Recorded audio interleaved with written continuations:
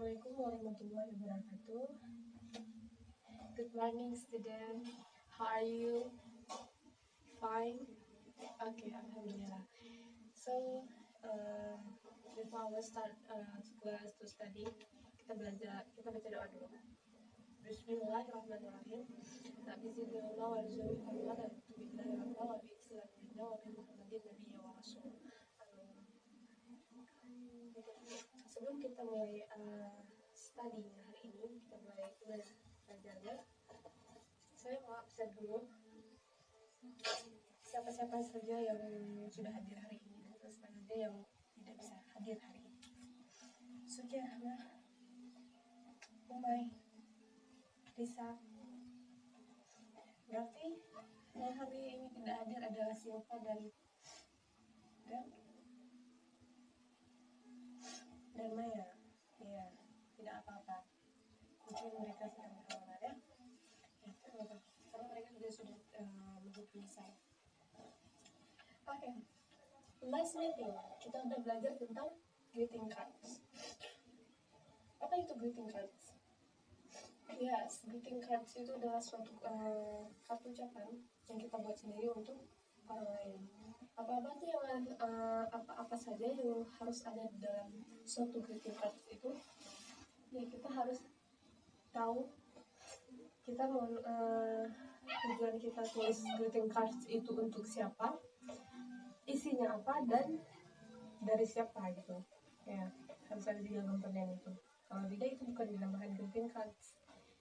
Ya, secret cards namanya. Jadi orang nggak tahu itu dari siapa dan untuk siapa gitu. Oke. Hari ini kita masuk new topic. Tapi sebelum kita masuk new topic, saya mau nanya, apa itu the purpose of greeting cards? Yes, greeting cards kartu ucapan tadi. Kartu ucapan itu kita do sendiri, kita buat sendiri itu greeting cards itu. Jadi tujuannya itu apa? Yes, tujuan dari greeting cards itu adalah kita mau mengucapkan apa, kita mau menyampaikan apa isinya kepada seseorang yang ingin kita sampaikan. Misalnya ini contoh, for example, greeting cards ya. Saya mau kasih kartu ucapan untuk teman saya yang baru saja wisuda. Saya nggak bisa hadir, mungkin saya bisa kasih cards-nya aja sama buket gitu. Jadi cards-nya dimasukkan ke buket, saya tulis dari saya, misal saya tulis untuk dia, dear misalnya, teman saya namanya siapa, saya bilang happy graduation, I hope you always success to in the future life gitu pokoknya. Terus nanti di bawahnya tulis nama love Egi gitu. Jadi itu yang dinamakan greeting cards. Untuk tujuannya itu untuk apa? Untuk membuat kita tuh dapat menghargai orang lain dengan kita menyikapi, kalau saya itu harus menghargai orang lain, harus membuat orang lain senang dengan hal-hal yang sangat sederhana seperti saya membuat greeting cards. Itu salah satu the purpose of greeting cards. Oke.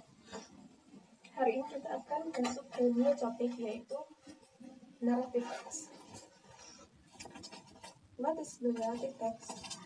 Anda sudah pernah dengar narrative text itu apa? Maaf, saya sedang tidur.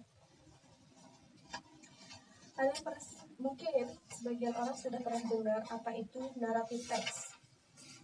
Ya, saya sendiri juga sudah pernah dengar narrative text itu, tapi saya belum mau memberi kepada kalian apa itu narrative text. Oke. Narrative text itu adalah jenis teks ya.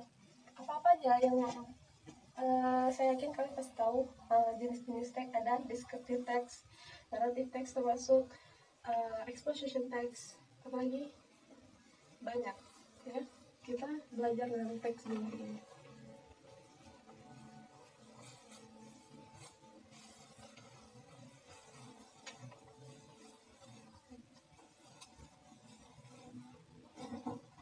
The aim of narrative text apa itu? Naratif teks itu adalah teks yang menjelaskan sesuatu cerita atau suatu pengalaman atau suatu cerita pada masa lalu. Dia menggunakan past tense.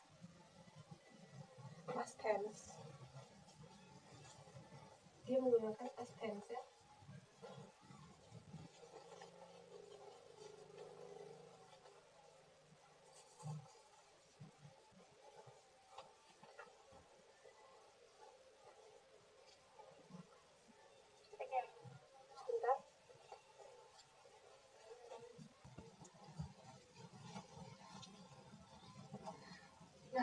Naratif teks itu dia gunain past tense. Past tense itu adalah tenses yang menjelaskan pada masa lampau. Jadi naratif teks itu nggak pakai tenses yang lain, dia pakai past tense. Kemudian itu memiliki rangkaian cerita peristiwa kronologis yang saling berhubung. Jadi di dalam naratif teks itu mempunyai 4 the generic structure. The generic structure itu struktur pada teks naratif itu sendiri. Apa aja? Tujuannya itu untuk menghibur ya, untuk menghibur pembaca, juga untuk mengetahui suatu kejadian atau suatu peristiwa atau suatu cerita gitu. Naratif teks itu sendiri. Jadi dia kayak menceritakan kronologis, yang pertama, yang kedua itu saling berhubungan. Jadi jenis-jenis teks naratif itu kayak cerita-cerita yang udah pernah kita dengar, kayak fairy tale, terus legenda, terus story, itu termasuk pada naratif teks. Generic structure-nya itu ada orientation,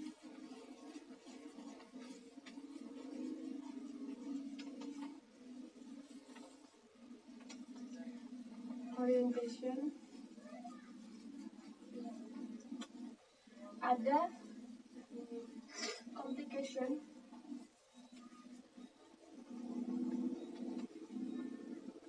ada resolution, ada reorientation, ada orientation, ada reorientation.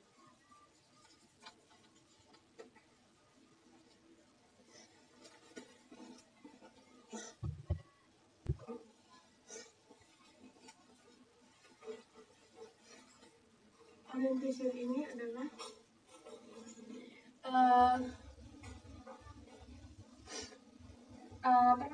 menceritakan asal mula masalah, asal mula cerita itu apa, kapan, yang apa, ada where, what, when, kapan. Nah itu ada di orientation. Dia menceritakan asal mula, bagaimana pertamanya terjadi, bagaimana awal permulaan cerita itu pada teks itu menceritakan itu ada pada generic structure yang orientation. Kemudian ada complication. Complication itu menceritakan awal mula masalah. Apa penyebab pertama? Nah, suatu cerita itu terjadi gitu. Tetapi di situ belum ada yang dinamakan dengan complication. Baru awal mula masalah menyebabkan puncak masalahnya itu yang bisa disebut dengan klimaks pada suatu cerita gitu. Jadi di dalam generic structure itu ada orientation, complication. Kalau complication itu kayak klimaks, orientation ini awal mula kita bisa mengetahui cerita itu sendiri, atau pendahuluan pada naratif teks, pada cerita itu, pada teks naratif itu sendiri. Kemudian ada resolution. Resolution itu seperti akhir pada cerita.